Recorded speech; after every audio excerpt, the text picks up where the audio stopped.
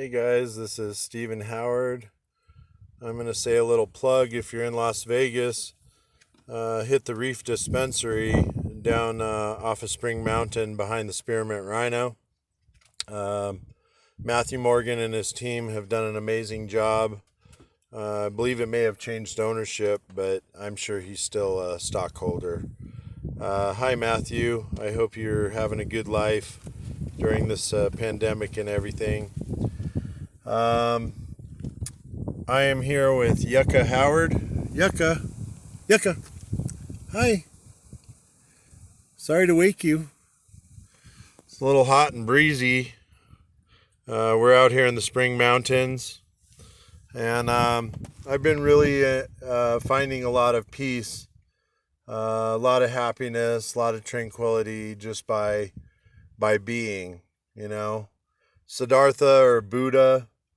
I got a Buddhist tattoo. Thanks, Nikki Drader from Alberta, Canada. Great tattoo artist. If you're ever up there, it's a ink therapy tattoo. I basically have come to find out that I'm exactly where I needed to be, why I need to be here. I'm on a divine mission from God, mission from the universe, to be what my name is. My name is Stephen Howard, with a PH. And Howard in Scottish lineage means guardian of the sheep. And if you think about it, back in those medieval terms, the sheep were people or sheeple, and I'm the guardian of the sheeple. And that means that I have a responsibility in front of the universe or God to help people. And that is my mission. My mission to this channel, my mission to my movie, my mission to have a healing center in Montana. All of the things that I've learned over the past 4 years now. The robbery, the motorcycle crash, the car accident, all the other things that have happened, my sex addiction, my problem with getting a career started, it was all divine intervention. It's all going to be explainable here, guys. At the end of this story, it's actually a happy ending, and regardless of what's happening in the world. And I've had some readings on the, I forget what they're called, but they're Nostradamus's readings. And if you read Nostradamus's readings and then you read the Bible into Revelation, it transects. And if you look at what's gone on over the past 10, 15 years and what's going on right now, it's all in Revelations in the Bible. It's all in Nostradamus's predictions. However, all of those chapters are 10 to 15 year periods of time. So there's divine timing. Everybody gets in pandemonium because they think the sky's falling, and they don't understand that it's going to take 15 years for the sky to fall, or it's going to take 35 years, 40 years. We'll be long gone by the time they're riding on horseback having another civil war to win their land back. So, I'm going to sound really left-wingy in the beginning of this video, but by the time I'm done, it will all make sense. So you got complete pandemonium. And, pandemonium, I think about the movie Airplane when everybody's freaking out because they find out that the pilot ate the fish, and, everybody's getting sick and dying. And they're dragging the pilot, and then the stewardess gets on all innocently. By the way, does anybody know how to fly a plane? So I love that movie. I love slapstick. That's pretty funny. But pandemonium in our real life is not funny at all. What I've seen over the past weeks is people running over people on the freeway with cars, and then people getting angry at that and trying to shoot the car or shoot the guy in the car. So they end up hitting another protester that's on their side. I'm seeing gunshots go off because people don't know how to handle guns. And all this is leading up to disarming America. That 10 million Americans, or however many Americans there are, I don't even know. They're going to get disarmed. And then in Australia, I heard a rumor that they're going to say that your children have a higher potential to get you sick with the virus. So we need to inoculate them and put them in quarantine for 3 to 6 months and get you used to not having your children. Then they're going to come and eventually they're going to take all the men, and then eventually take all the women and separate them, and they end up in FEMA camps, or why don't we just call them concentration camps? And I'm a real American. I grew up in Lake Tahoe in the '80s. I watched Patrick Swayze and what's his name? I'll think of it. Thomas Howell. Thomas Howell. We're in Red Dawn. Jennifer Grey was in that movie, the girl from Dirty Dancing. And I realized that, the blinders are off for me. I already see what the government's trying to do. I already see what enforcing people to wear a mask to go into a stupid grocery store or whatever has done, and what it's doing to our children to be homeschooled, and all of the things that are going on. And I'm watching people tap into their addictions even more because they're depressed about the way the world's going. That's not going to improve your ability to fight off people or stand up for your rights or do anything. If you're drunk, high, or, sexed out, or whatever you're doing that is not feeding your soul and not giving you the higher vibration so you can ascend, in Nostradamus's predictions and in the Revelation, those of us who are saved, those of us who have taken the light into our heart, will ascend first. We'll get sick and die. We'll get shot and die, whatever. But I'm watching people ascend every day, 1,500 of them a day. And I'm watching people like Bill Gates have a plan to depopulize America. So my blinders are off. I see that what they're doing is trying to figure out a way to, get rid of 2/3 of the people so that you have more space and more resources and more time and more. See, if we all want more and there's only so much to get, that's the problem. And so I'm watching greedy people be greedy. I'm watching poor people riot and rip off the rich as much as they can and destroy cities. And, I don't like Godzilla either. He destroys cities. So, all of it's really making sense to me. Then I'm watching, close friends and colleagues, addicted to drugs or alcohol, and it's getting worse, not better. And money is becoming an issue, and health is becoming an issue, and sustaining that lifestyle is becoming an issue. And so I feel truly blessed to have been awakened, and I hope to help so many people become awakened to the problem.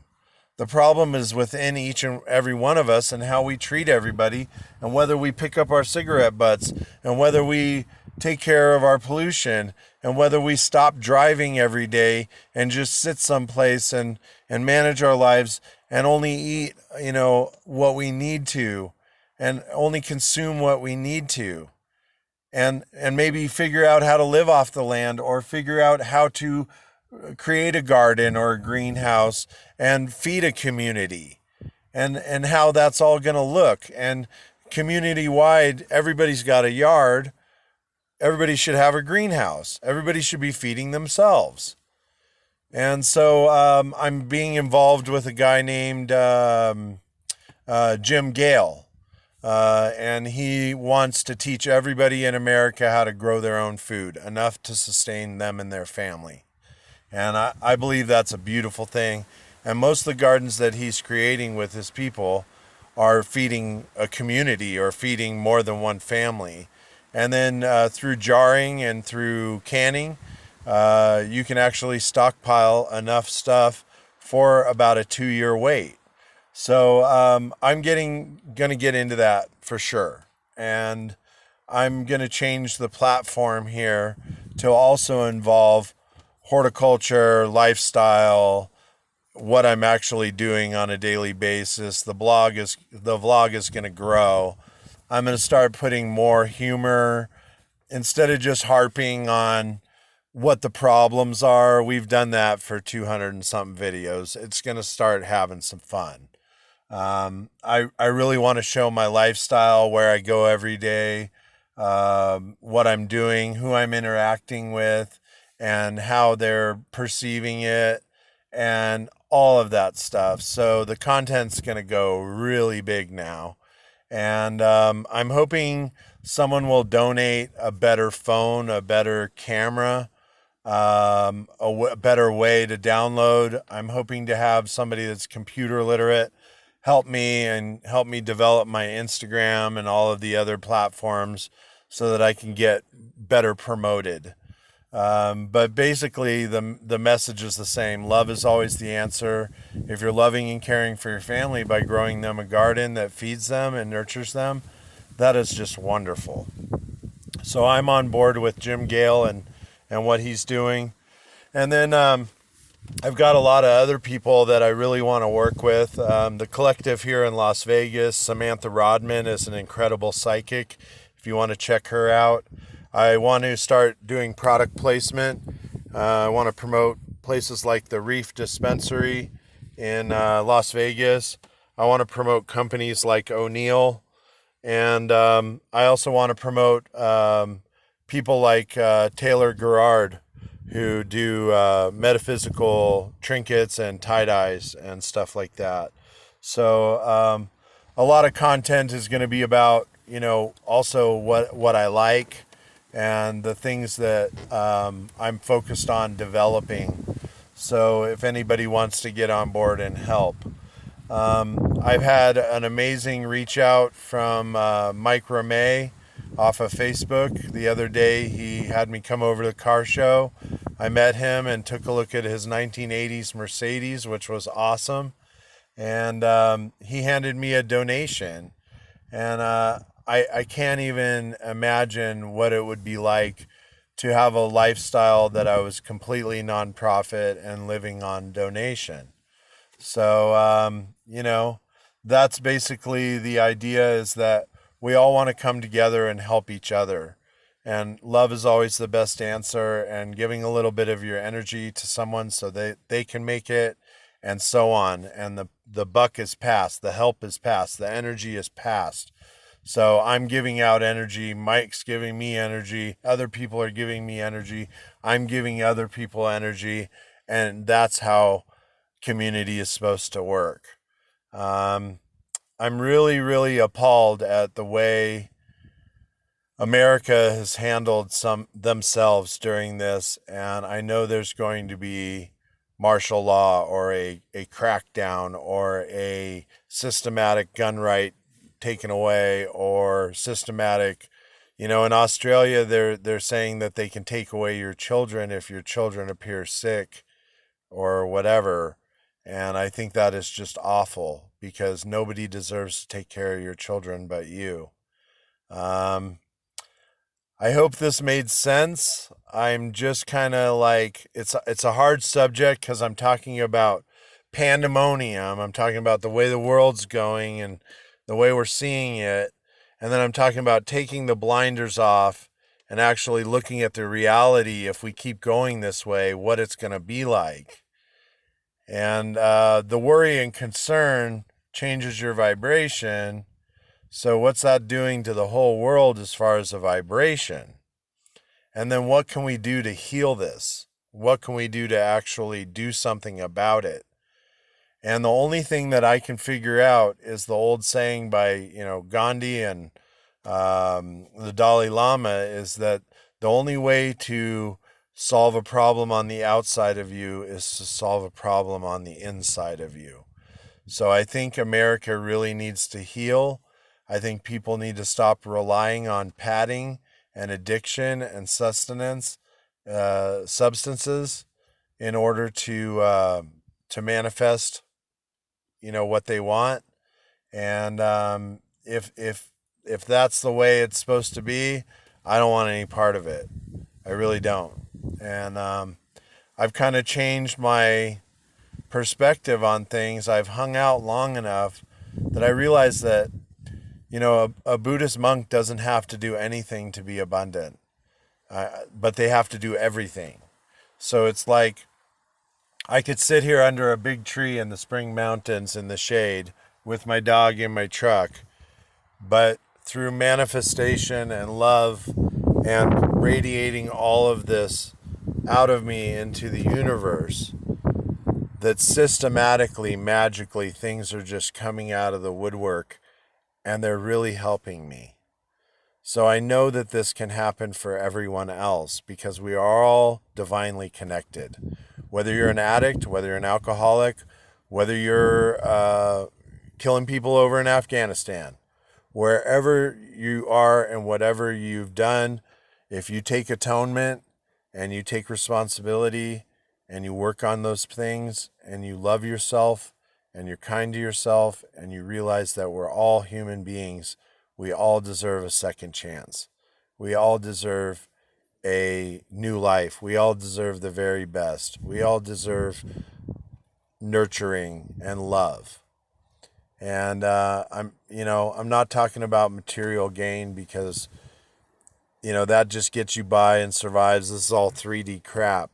But if your soul's not prepared for what's about to happen, it's not going to matter. So I'm really on the soul level. I'm trying to manifest a new awakening for those that encounter me. Everybody that I talk about my awakening and how it happened. And they really have been taken back. And I really, really appreciate that. So God bless you, everybody. And I hope you're safe with your friends and family. Do try and enjoy your time.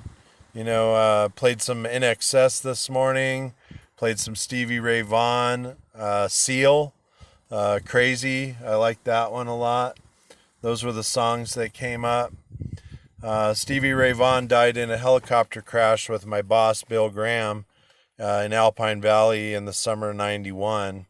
And it changed the music industry forever because Bill was such an amazing man, as well as Stevie Ray Vaughan being such an amazing artist. So God bless you guys. I will hopefully see you soon when I ascend. So I really miss my friends that are in heaven. I've got quite a few, probably too many to list right now. But Eric D. Nelson, 28 years old, was gunned down in North Las Vegas. My boss and best friend, Kelly Brolin, died in Lolo, Montana in a trailer. I've had many, many other friends die through extreme sports, rock climbing, kayaking, and otherwise. Brendan Gruth, Brennan's Wave in Missoula, Montana is named after kayaker that passed on in South America on a river. And, those people may have left our earth and may have left our lives, but they have never left our hearts and our souls. We're always still divinely connected. And those people have become my guides. And those are the people that I'm listening to for downloads or information as to what I'm supposed to do, where I'm supposed to go, who I'm supposed to be around, and what I'm supposed to be doing on mission. If people don't understand that or think I'm nuts, I'm not nuts. I went to a clinical psychologist at UNLV and I told him what happened to me. And he said, "Oh, you have hypervigilancy, PTSD, you are already ADHD and dyslexic. You're probably a clairvoyant or an empath of some kind." And I didn't really acknowledge that back then, but after this 4-year experience, I can tell you for sure that I am, and that I was divinely chosen. My guides that died went to heaven, and they were given their wings and sent back down to watch over me and protect me. And I feel divinely guided and protected. And anybody who tries to do me or people around me that I love any harm, karmically or magically, somehow, angel swoops down and puts a black cat in front of you. So, I don't do any black magic.